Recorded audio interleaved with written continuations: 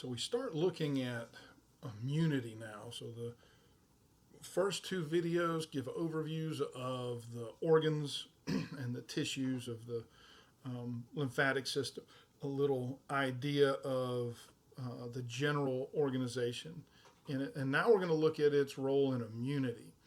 And specific in this one, we'll look at what we call non-specific immunity. So the lymphatic system, as it says here up top, lymphatic system defends the body against infections by pathogens. A pathogen is simply something that's trying to enter into our body to cause problems. By definition, it is a disease-causing agent, and it can be multiple things: bacteria, viruses, just microorganisms. It says protozoa, spores. I mean, it's anything that's going to cause a problem. The presence and multiplication of a pathogen in the body, if unchecked, may cause infection, and infection may lead to sickness and illness and even death. Dis-ease. The body can prevent entry of pathogens or destroy them with various defense mechanisms. And there's two main defense mechanisms. One that is called innate, and it is also referred as nonspecific. This is the one we'll look at in this video. It is just a general defense. It protects against many type of pathogens, and it doesn't alter what it does depending on what it is, really. It is our body's main defense mechanism, and anything that tries to get into our body, it's going to fight with this as a defense mechanism. But we also are going to have a second part called the adaptive or specific defenses.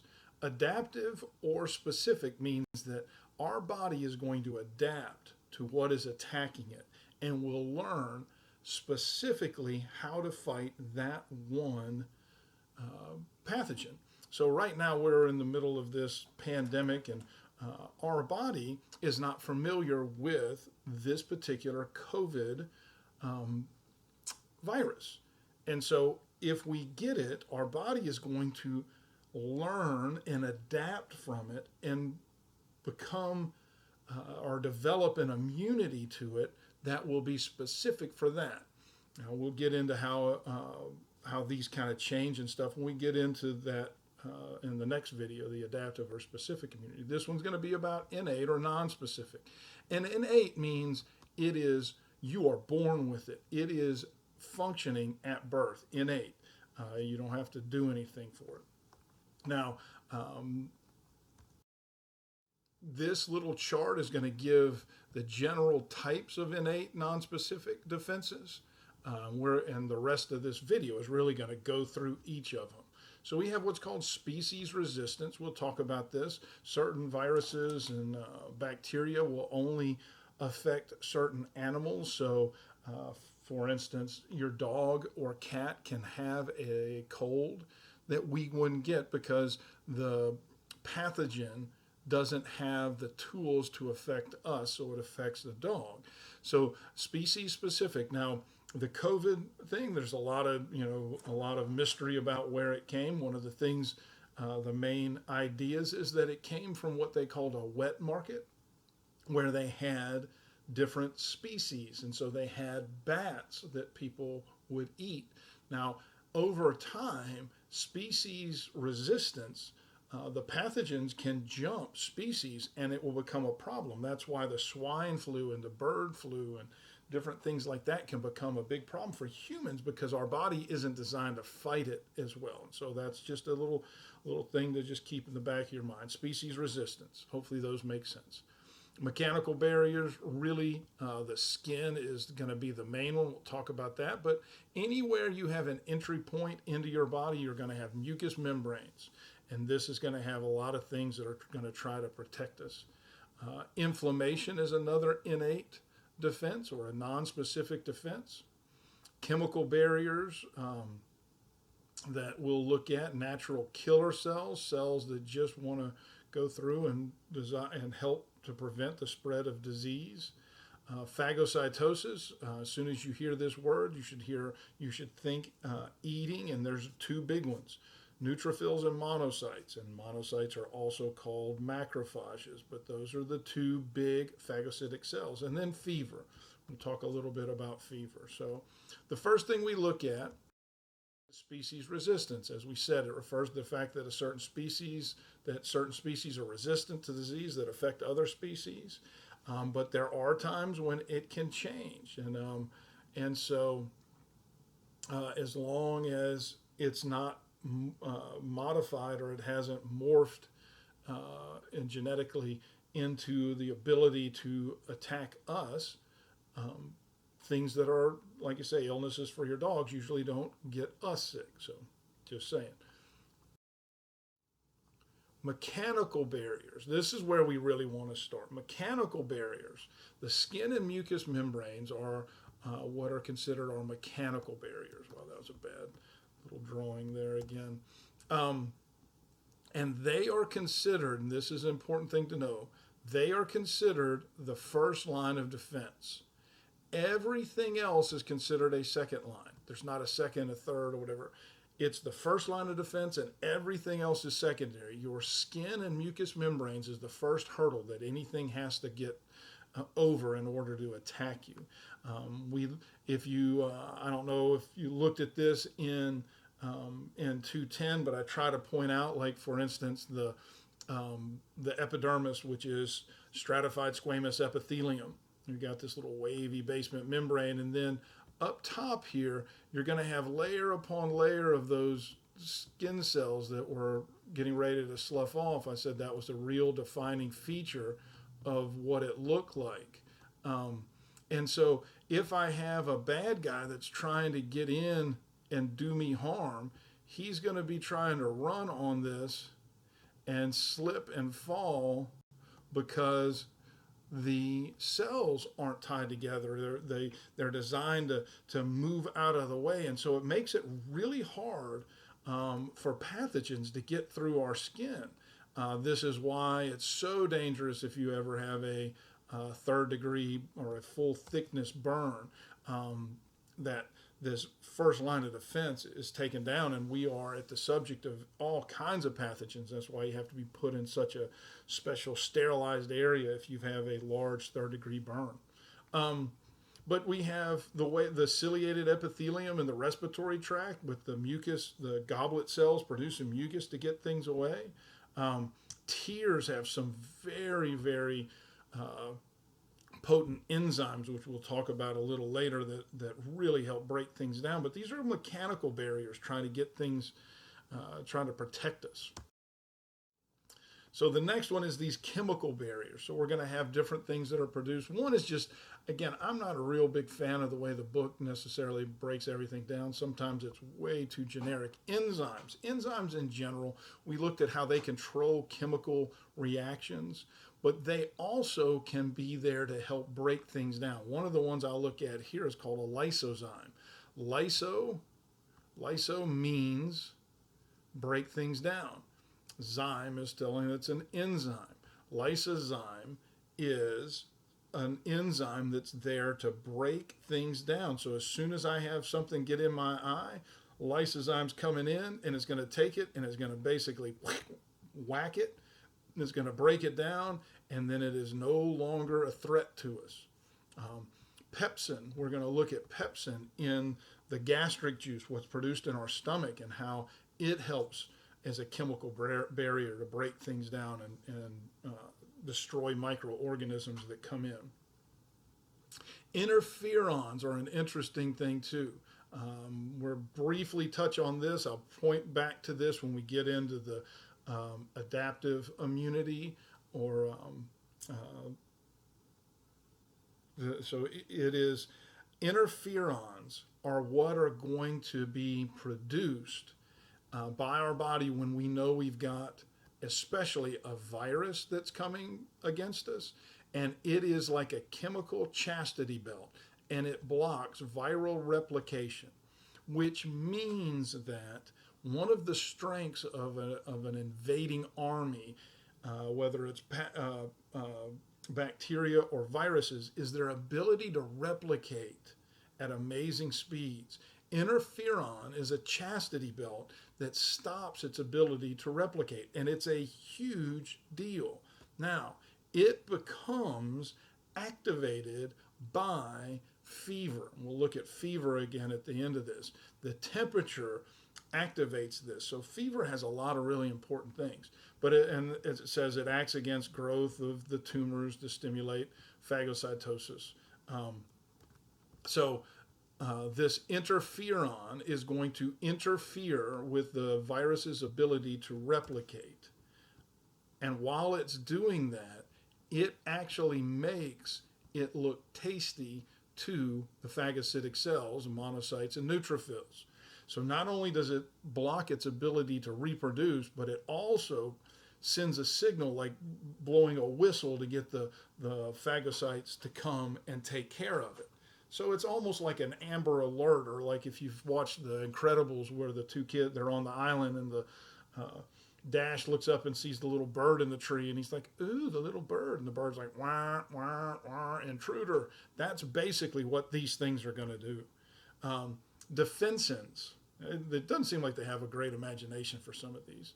Defensins are peptides, which just means they are chains of amino acids.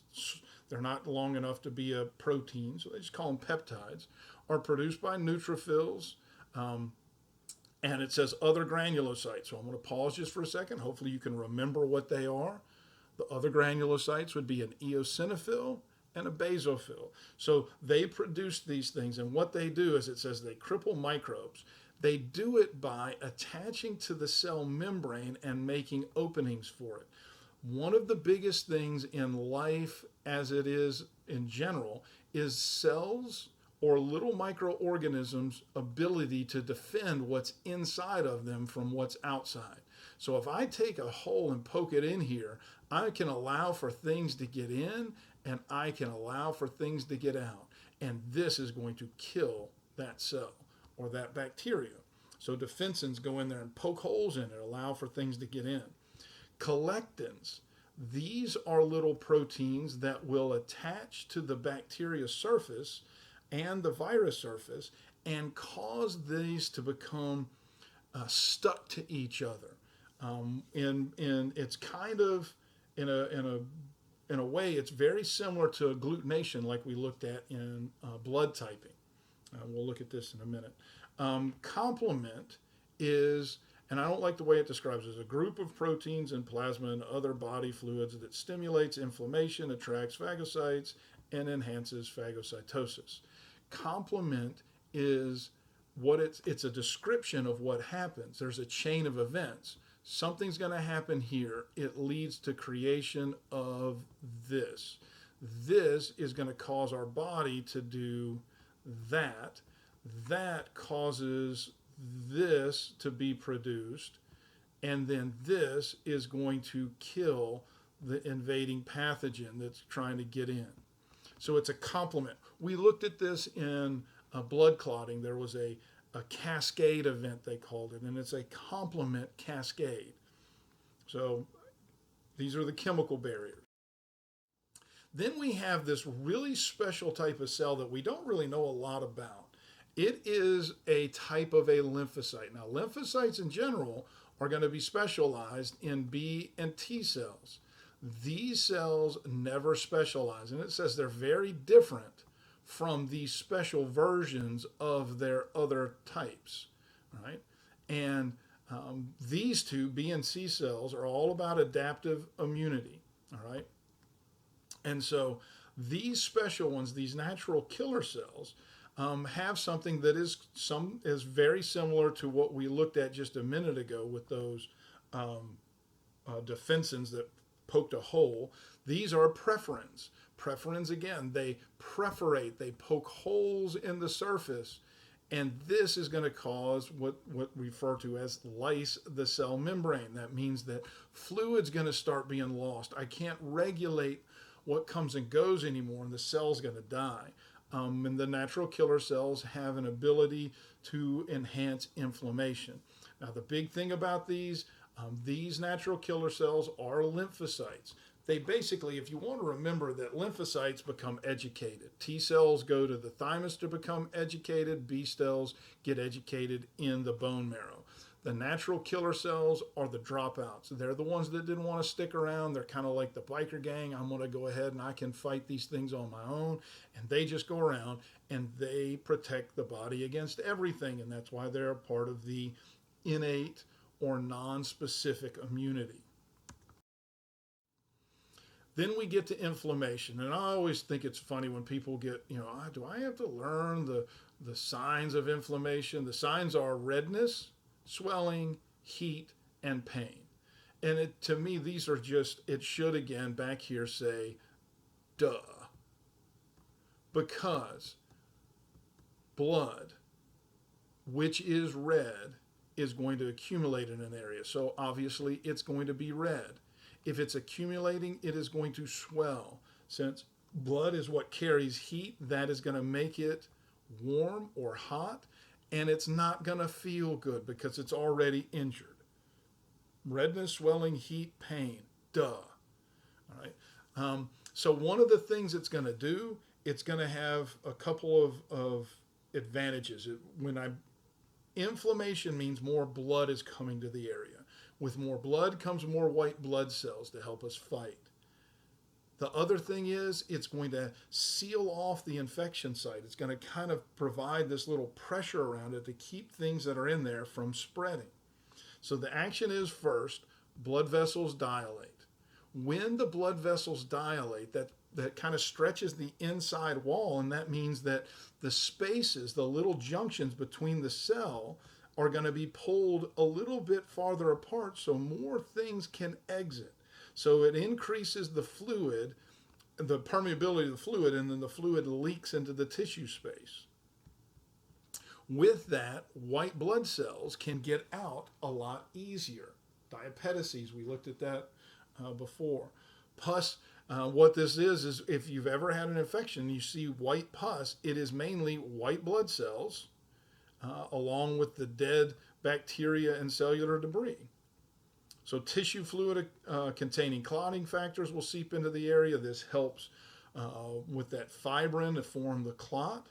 Fibroblasts arrive. Blast is a suffix that's going to denote that this is an immature cell that is producing the matrix of connective tissue. In particular, it's creating fiber. We looked at the 3 types of fibers in 210, right? Collagen, elastin, and reticular fiber. Unfortunately, a lot of times you've got an injury, the fibroblasts will come in and produce more collagen than they will elastin. That's why scar tissue doesn't stretch as much. In swelling, because of the increased heat, the phagocytes are going to become more active. Heat makes them hungrier. It also is going to cause the cells that are there to divide, which means that I am going to try to replace the injured ones. This is what swelling does. Then we get to phagocytosis. Phagocytosis, again, we've got 2 main phagocytic cells, neutrophils and monocytes. And remember that monocytes, when they leave the bloodstream, they become macrophages. It's the same thing, only it just depends on where it is. But they are the 2 main phagocytic cells in the body.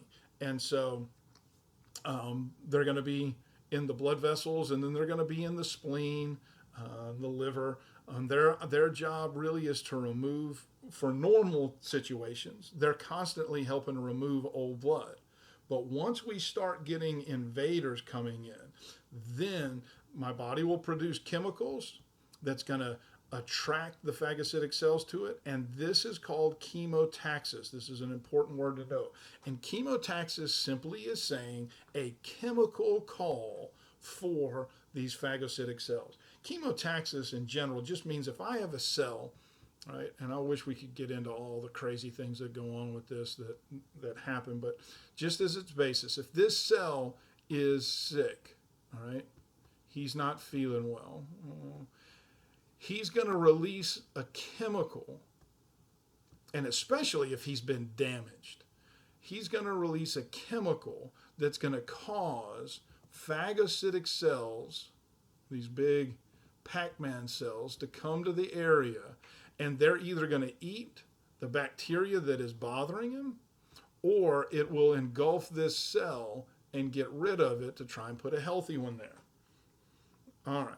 So that's what chemotaxis is. If you've ever had to call a taxi, it's a chemical call for a taxi, and imagine that the taxis are these phagocytic cells.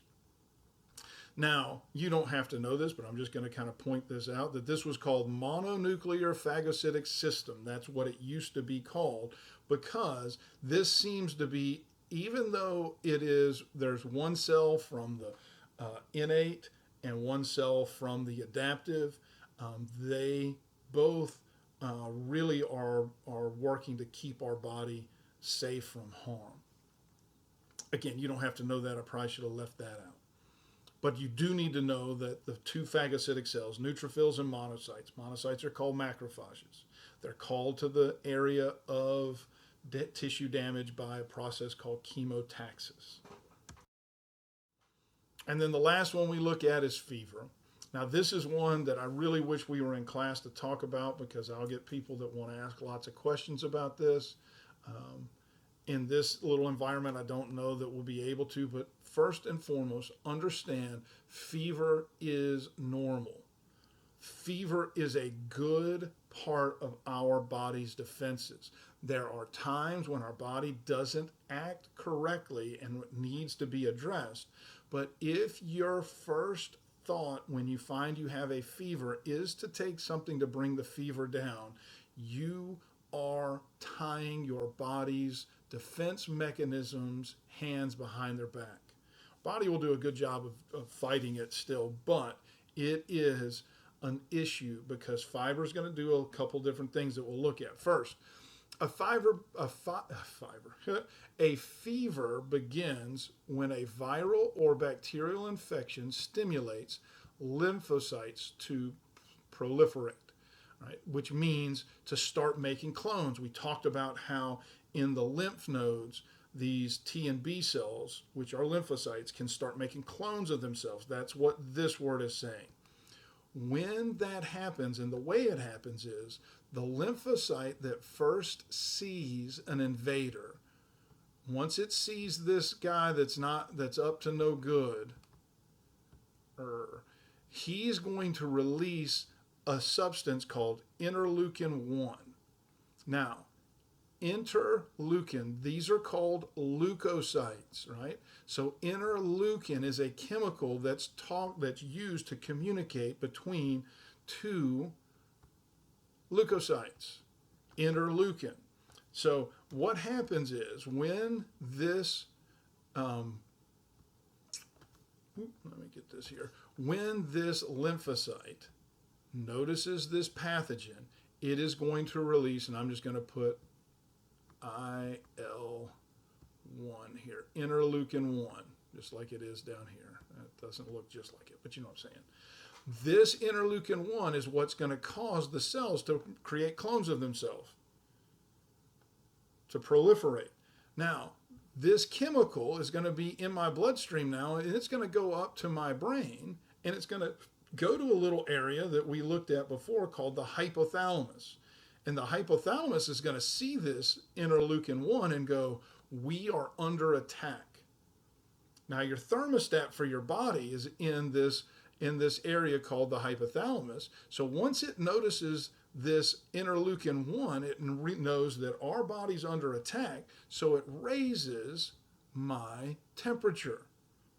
When that does that, what it's going to do, first of all, is, and I don't understand why it doesn't say this here, but it is what stimulates interferon to become active, trying to stop microbial growth. This is how it says it here. Elevated body temperature indirectly inhibits microbial growth. All right, and it's because of that interferon. But the other thing it does is once the body realizes that the temperature is up, see, the liver and the spleen are areas where red blood cells are constantly being recycled.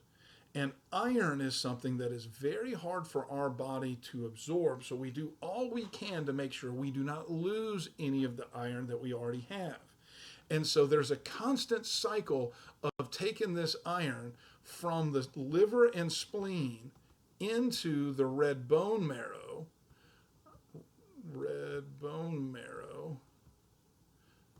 in order to create new red blood cells. Well, iron is an important part of bacteria metabolism. And so, what the bacteria would do is it would take and hijack the iron on its path to the red bone marrow and use it for itself. So, my body, through heat of the fever, is going to send a signal to the liver and spleen to say, hey, hold up on releasing that iron, because this way it's going to starve the bacteria. So the other thing is high body temperature increases phagocytic activity. This is going to cause the neutrophils and monocytes / macrophages to become more hungry and become more active. So those are the parts that make up our innate defenses, or our non-specific immunity.